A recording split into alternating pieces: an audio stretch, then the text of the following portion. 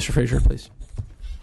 Thank you, Mr. Chair and members. AB 2583 today is my presentation on this bill is not only important to water users in my district, but is equally important to ratepayers throughout the state that rely on water imported from the Delta.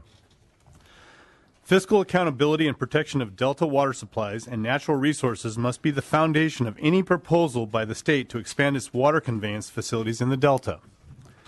AB 2583 seeks to ensure that appropriate fiscal and environmental safeguards are applied to any new Delta conveyance project.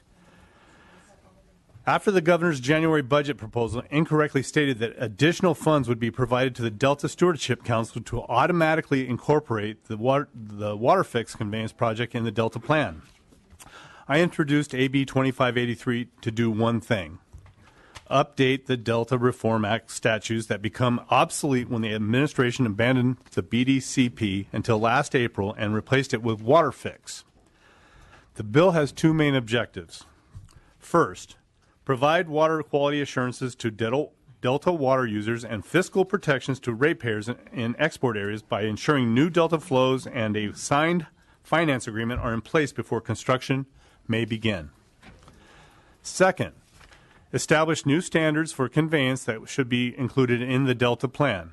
These will eliminate any confusion now that the water fix does not have to meet the standards in California's Natural Community Conservation Plan on fiscal accountability, public participation, and recovery of endangered species. My bill requires the new Delta flow standards be adopted by the Water Board to determine how much water will be available for export before the water contractors sign agreements committing them to pay their proportional share for water fix. This is not intended to create timelines or veto power over water fix as claimed by the opposition. While it could result in delaying the start of construction, and this is a big if, the diversion petition process finishes before the State Water Resource Control Board completes the update of the Bay Delta Water Quality Control Plan. My bill allows both of these multi-year processes to move forward on parallel tracks at the same time. This will avoid water districts in export areas being blindsided if the Water Board has to amend the water fix diversion permits, reducing annual water deliveries to export areas once new Delta flow standards are established in the Water Quality Plan update. This could all potentially happen after water contractors have already agreed to pay for their project over the next 40 years. Mr. Chair and members, I was a general contractor for 23 years. I would never start a project without first having my client sign a contract committing them to pay the amount quoted for the project, because that's just good business. With the recent disclosures of a federal inspector general's opening investigations regarding California's possible illegal use of federal funds for water fix and the SEEC fine against Westlands Water District, providing fiscal certainty and accountability is a responsible action for the legislature to take at this point in time. The state general fund should not be the backstop for capital costs and debt service associated with a water fix or successor Delta conveyance project. If several state or federal water contractors decide to opt out of paying for water fix, it will automatically increase the proportion of the $17 billion construction costs that the water districts choosing to opt in must pay over the next 40 years. This bill clarifies the water districts must fish or cut bait and decide whether districts are committed to paying for water fix by signing on the dotted line of a binding finance agreement prior to allowing construction to begin, so the state general fund does not end up being the fiscal backstop. Let me be clear, this is not intended to create veto power for individual water contractors. So I would be happy to work with the committee staff on language to eliminate that perception. The modification of these two existing construction prerequisites create additional certainty for Delta water users and fiscal certainty for water contractors by ensuring they are fully informed of the amount of water that is available for export once the Bay Delta plan is updated and how much their district's portion will be before signing a 40-year commitment to pay. Finally, since the NCCP standards that the Delta Reform Act assumed would be implemented no longer apply, my bill provides new legislative direction to the Delta Stewardship Council on what types of standards should be incorporated into the Delta plan for water conveyance projects proposing to to export water from the Delta. Without NCCP, there is no requirement for public participation during water fix implementation, no scientific oversight on the hundreds of significant adverse impacts identified in the water fix EIR and EIS, or any opportunity for land use agencies in the Delta, such as cities, counties, and the Delta Protection Commission, to participate even in an advisory governance role during water fix implementation. The legislature does not have any fiscal oversight of water fix either, because the funding for the state water project is not part of the state budget. So the legislature now needs to once again define legislative expectations for Delta conveyance facilities. That was done back in 2009. I will now let my three witnesses further describe and help answer questions you may have regarding the elements of the bill designed to ensure fiscal accountability, environmental protection, and implementation oversight if the project is eventually approved and permitted. OSHA Missouri, representing the local agencies of the North Delta, Dr. Jeffrey Michael, Director of the Center of Business and Policy Research at the University of Pacific, and Melinda Terry, representing both the Central Valley Flood Control Association and the North Delta Water Agency. Thank you, Mr. Frazier. Your witnesses. Good afternoon, and thank you for having us here today. It is a time for an update of the 2009 Delta Reform Act, and as Mr. Frazier explained, it's not, things are different than they were in 2009. And I understand that no one here really wants to have to dive into the waters of the 2009 Delta Reform Act, but there is a need, and nobody here today, most people here today, or I think no one here today, was here in 2009 when that particular deal was made, and the conditions have changed quite a bit. And meanwhile, the Delta continues to be in decline with respect to the smelt nearing extinction and other water quality stresses in the Delta. So the most important aspects of the 2009 legislation, which provided the safety net that to try to ensure that if there was a major project in the Delta that exported water, that the environment and the communities would be protected, no longer apply because the BDCP has been changed into a Section 7 California Water Fix Tunnels Only plan. So the NCCP standard is no longer there, which meant that they had to meet that heightened recovery standard. And that was a huge safety net to make sure that it was overall a beneficial project for the environment and for the species. And the financing was also addressed within the HCP structure, because that included there's economic provisions within the Endangered Species Act when you carry out an HCP to show that you have financing to do that. And additionally, the reduced reliance provisions of the 2009 Delta Reform Act really need to be implemented, and this bill does that. And we've been litigating the adequacy of the Delta Plan on behalf of many environmental members, environmental groups, and other local agencies such as the one I represent. And Metropolitan Water District and others argued in court that the Delta Reform Act actually doesn't require them to reduce reliance on the Delta. So this bill properly says that any new Delta conveyance project would need to demonstrate that the recipients have in fact reduced reliance on the Delta, and that the legislature meant what it said in 2009. I'd also like to address another important topic that just as a clarification perhaps from the committee report, there's no one else going to do the work that this bill does. The Water Board is looking at whether the water code provisions are complied with respect to meeting those standards of no injury to other users of water and those kinds of things. They are not looking at the co-equal goals of the Delta Reform Act. That's not within their purview. The Delta Stewardship Council does have a plan. However, that plan has no policy, no enforceable policies or regulations that relate to conveyance. In fact, they specifically left out conveyance altogether. So I'm happy to answer specific questions later on, but there really is a need for this bill, and I think this bill takes a very structured approach to just addressing the things that need to be updated. Thanks. Thank you for your testimony, and witnesses have about 2 minutes apiece. Okay. Yeah, I didn't say that at the beginning, so thank you. Hi, my name is Dr. Jeff Michael. I'm Executive Director of the Center for Business and Policy Research at the University of Pacific. I've been studying the economics and finance of the tunnel proposal for some time. I'm going to talk about the business case that's being made for the tunnels. There's been no formal benefit cost analysis. Proponents of the tunnels have made a business case in the press. They say it would cost $5 a month or $60 a year for the typical ratepayer. So before they get to the math, though, there's two critical assumptions that this bill directly deals with underlying those calculations. The first is an assumption that the water yield of the water fix is going to be 5 times higher, or 1.25 million acre-feet a year, when the environmental documents show that the water yield is 250,000 acre-feet a year.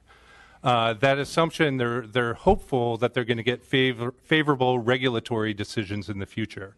So that's a critical assumption that boosts the yield by 5 times. It's based on a hope of favorable decisions in venues such as the Water Quality Control Plan. The second assumption underneath that is that farmers or agricultural water districts will pay double what the urban water districts do, or that farmers will pay the majority of the cost of the $16 billion proposal.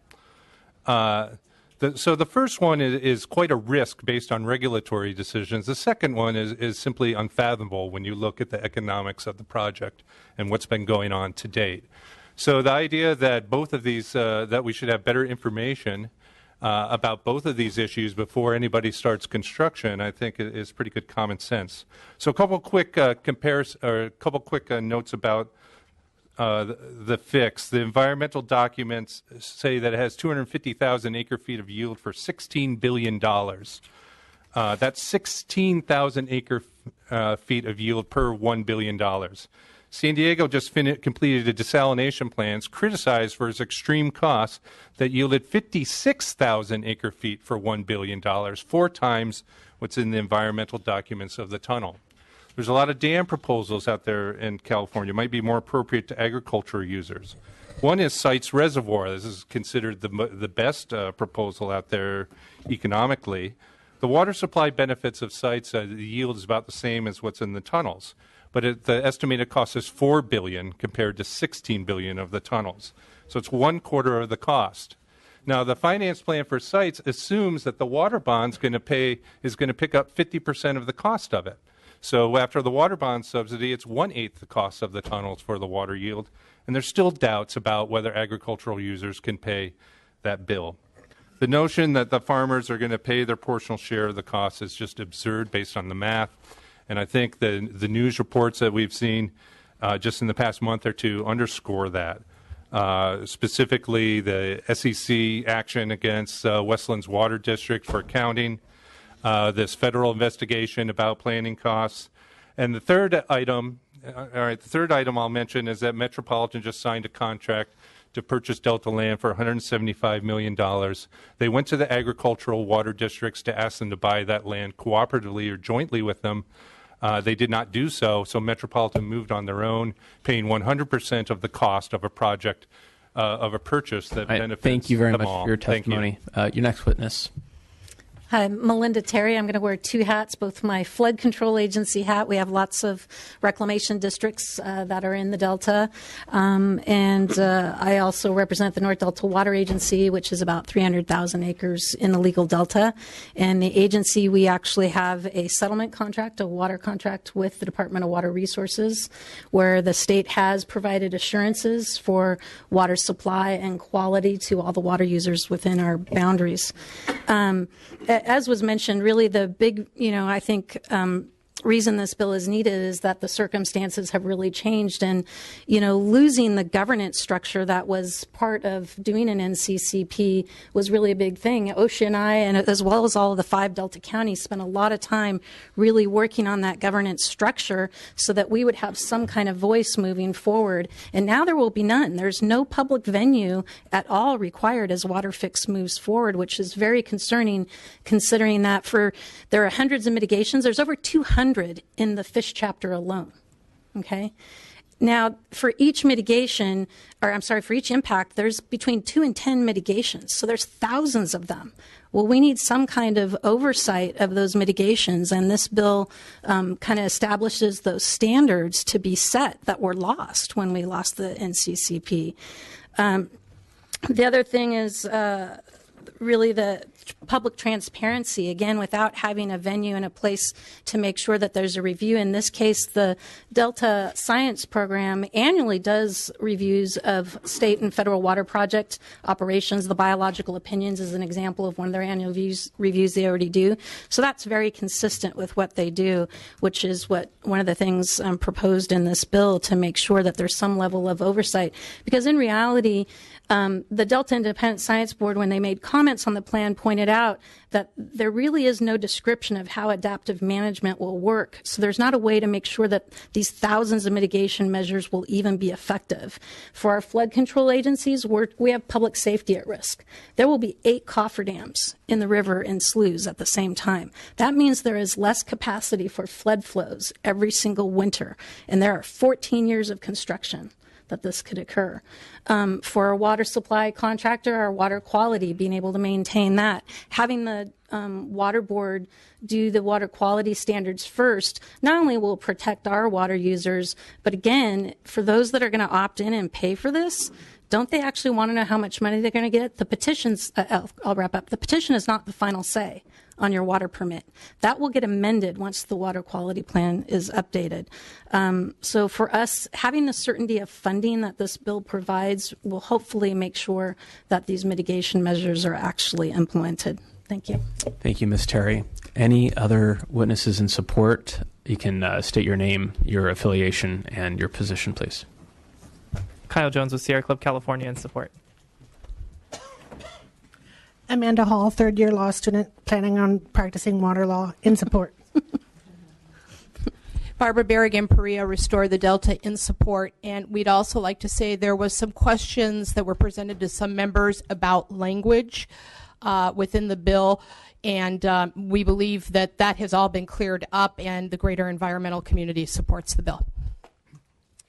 Chairman Lee, members of the Lee and members committee, Supervisor Don Natoli, Sacramento County, speaking on behalf of Sacramento County and the Delta Counties Coalition in support. Thanks.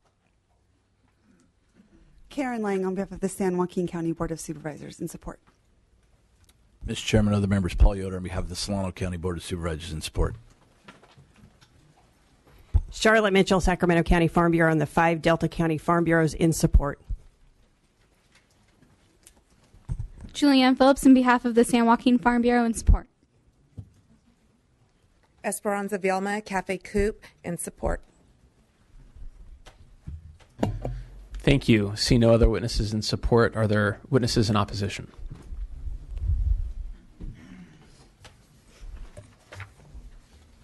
Move the bill. There's a motion in support of the bill by Ms. Eggman and a motion second by Mr. Dodd. And if someone could just please step down so that the opposition can have a seat.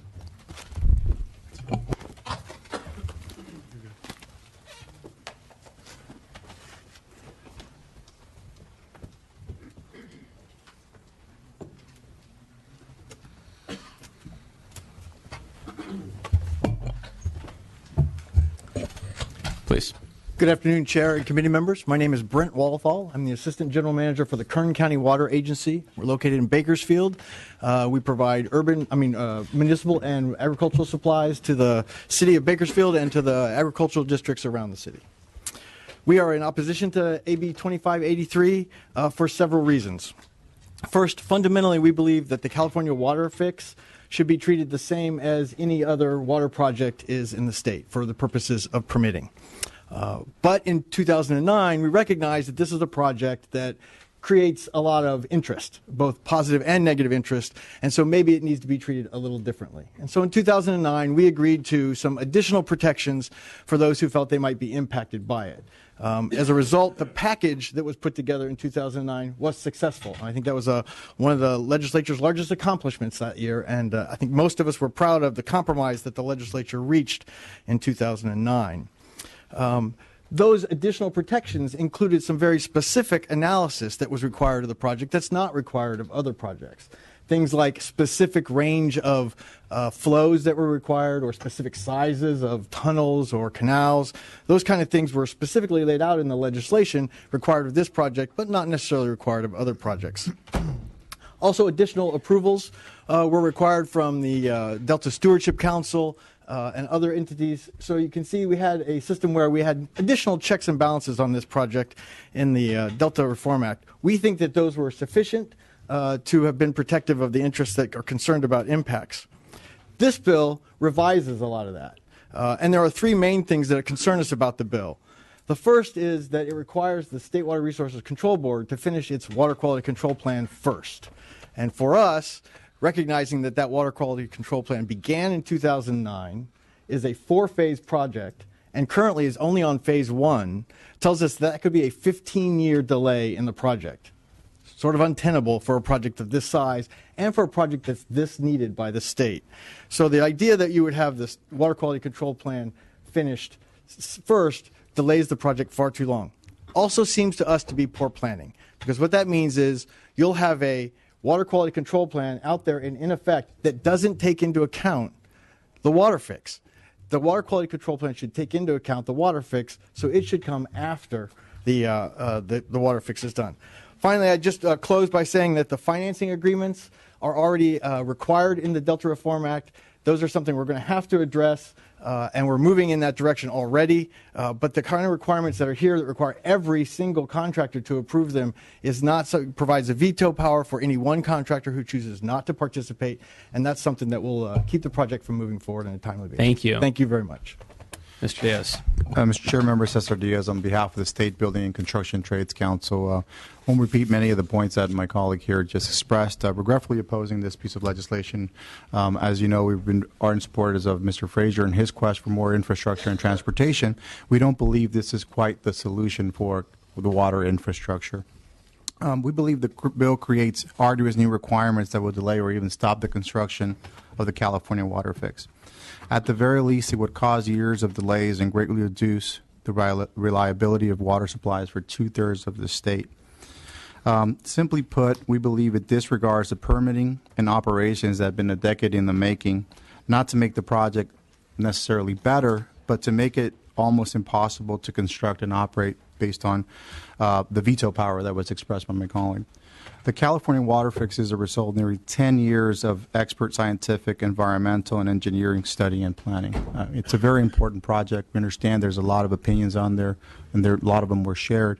But having delays in stopping this particular project only promotes the status quo. There are no alternatives really out there to actually address the ecosystem that's failing with the water, and the solutions are lacking. But this process was set forth by a legislature in 2009 with a lot of the players still at the table here and also agreeing to move forward with what is here in the California water fix solution. So I think we need to stay the course. For us, addressing the issue for 26 million Californians, not only the project in itself with regards to jobs, but also the long-term impacts of future growth for our state and having a reliable and adequate water supply for its residents. So for those reasons, we urge you to oppose. Thank you, Mr. Diaz. Ms. Cole. Thank you, Mr. Chairman. Excuse me, members of the committee. Kathy Cole with the Metropolitan Water District of Southern California. Metropolitan represents 19 million customers who rely on 1/3 of their supply today derives from Northern California. So this is a very important project for our service area. I must respectfully disagree with the author. We do oppose the bill. I know there's been a lot of talk about the process and engagement of the general public. I want you all to understand this has been a 10-year process in the making, $250 million for the planning process alone. 25% of that has been paid by the metropolitan ratepayers, the beneficiaries of the improvements in the Delta. Opponents have had numerous opportunities to engage in this process through the BDCP, Cal Water Fix. They've been encouraged to participate. 341 days of a public comment period. I think that's probably unheard of in normal EIR, EIS land. 12,000 plus individuals received information through social media contacts. 600 plus working groups, stakeholder presentations on the program. 10,000 various documents provided online to folks that were interested in learning more about the intricacies of this project. And as pointed out in the committee analysis, there are provisions in this bill that are really unachievable. And we are seriously concerned about, the issues that were raised by the proponents. We believe that the final agreements, at the end of the day, We'll all have to go through Fish and Wildlife, Department of Fish and Wildlife, the federal and state fish agencies, the State Board, the Delta Stewardship Council, as called for under federal, state environmental laws and as prescribed by the legislature in 2009. So we feel that it's not necessary to put further burdens and obstacles in statute, and we urge your no vote. Thank you. Thank you, Ms. Cole. Are there other witnesses in opposition? Please state your name, your organization, and your position. Gail Dillahant, Western Growers Association. We oppose the bill. Mike Monaghan, California State Association of Electrical Workers, opposed. Cindy Tuck with the Association of California Water Agencies, in opposition. John O'Malley with California Advocates on behalf of Mesa Water District, also opposed. Valerie Nero for the California Chamber of Commerce, opposed. Robin Black on behalf of the California Small Business Association, opposed. George Dunn representing Coachella Valley Water District, opposed. Kendra Dejogo with the Gualco Group on behalf of the San Bernardino Valley Municipal Water District and Alameda County Zone 7 in opposition. Beth Olaso on behalf of Inland Empire Utilities Agency and Cucamonga Valley Water District in opposition. Cyrus Devers, Best and Krieger on behalf of the Municipal Water District of Orange County and the San Gorgonio Pass Water Agency in opposition. Thank you. Thank you, Mr. Chairman. Members, Ron Davis on behalf of Eastern Municipal Water District, also in opposition. Thank you. Seeing no other witnesses in support or opposition, bring it back to the committee for any questions or comments for the author. Seeing none, Mr. Frazier, would you like to close? Mr. Vleen, thank you very much, Mr. Chair. I hope that today's discussion has stressed the importance of having these safeguards put in place for not only my district, but for all of your own. It's been said that whiskey's for drinking and water's for fighting in California. And it is our job to protect our residents and our state's environment. As mentioned, the mitigations could be in the thousands. And what we're hoping for is that people make an informed decision if they decide to opt in, that the debt service, mitigation, and all costs are borne so that they can prosper if they choose to go forward. Knowing who is committed to paying their fair share of the project moving forward is essential for your water districts and your residents to have certainty in how much of the financial burden they will carry. The provisions in this bill clarify the uncertainties that certainly currently surround this project and ensure everyone is on the same page moving forward. Thank you, Mr. Chair, for allowing me to present AB 2583 today, and I respectfully ask for the committee's aye vote.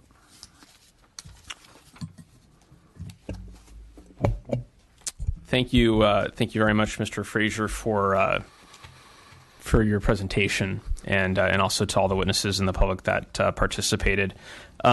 This is one of two bills that will have a little bit of a focus on the Delta this afternoon, and I don't think enough can be said about the importance of the Delta to the state of California, and so I want to share a few thoughts for everyone. If you indulge me, the Delta is without a doubt the most valuable estuary and wetland ecosystem on the west coast of the Americas. It is part of the Pacific Flyway and is critical habitat to 700 native plant and animal species, including salmon and trout. But you already knew that. The Delta is a tremendously important water resource for Californians. The Delta provides water to more than 25 million Californians and 3 million acres of agricultural land. It supports a $400 billion annual economy.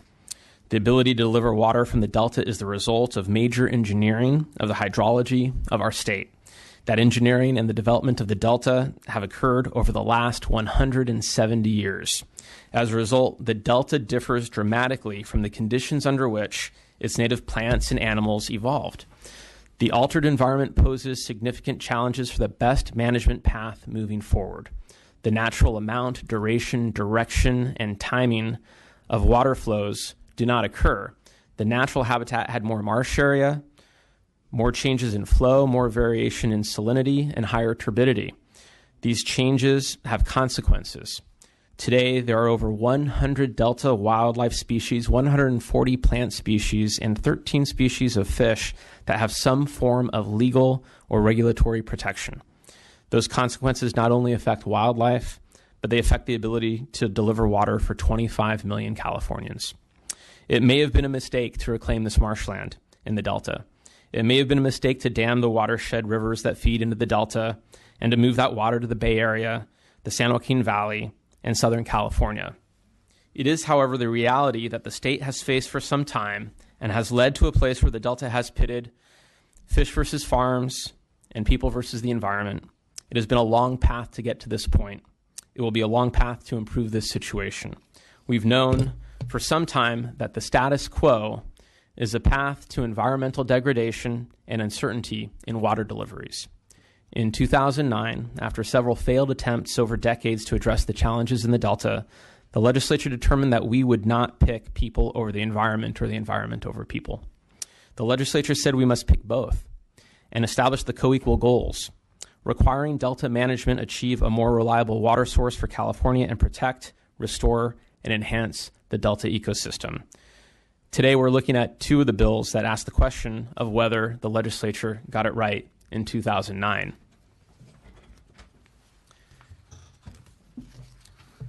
None of us win if we do not achieve the co-equal goals. California must invest in a process that gets us to a place of confidence in the ability to achieve these goals. And so it's our job today to figure out if the legislature did or not. And at this point, I remain unconvinced if this piece gets us there. But this work is incredibly important, and it is the work of today's legislature to revisit the work of past legislatures. So I really do applaud the author on looking at this and using every effort we have to make sure that we get it right. Thank you. Please call the roll. The motion is to pass to the Appropriations Committee. Levine. Not voting. Gallagher. Bigelow. No. Bigelow, no. Dodd. Aye. Dodd, aye. Eggman. Aye. Eggman, aye. Cristina Garcia. Eduardo Garcia. Gomez. Harper. Lopez. Mathis. No. Mathis, no. Medina. Olson. Aye. Olson, aye. Solis. Williams. Aye. Williams, aye. 4-2. Mr. Frazier, the vote is 4-2. We'll hold the vote open for other members to add on. Thank you for your comments, Mr. Chair. Thank you, Mr. Frazier.